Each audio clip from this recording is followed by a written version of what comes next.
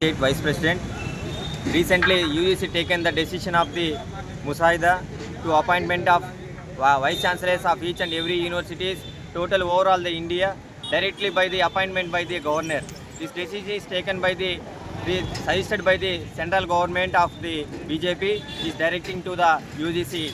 So recently the taken decision by each and every student and intellectuals, student organizations, everyone is opposing this decision is correct not way. It is going to directing the total education sector is going to the hand over the privatization, private sector and Hindu ideology of the BJP party. So it is too harmful to the education sector, and main thing is the each and every state they have the education list in the state list, but by these decisions the education list is going to the concurrent list.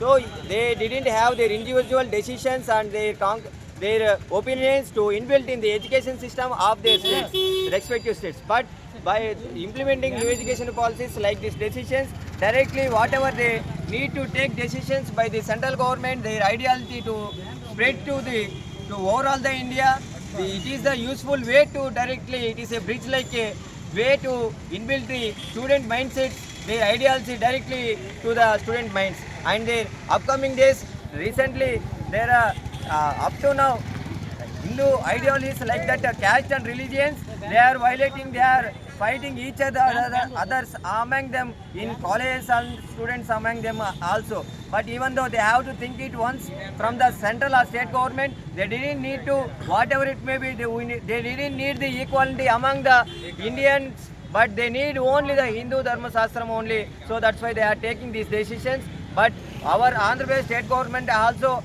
they are seeing silently, they are not opposing, they are not writing even once, just a letter also we are not opposing, we are just accepting each other whatever they are sending, they are giving directions from the central government. It is not correct way. And from the Andhra Pradesh, AISF is demanding and opposing, they immediately have to take action, have to move our opinions from the Andhra Pradesh state government.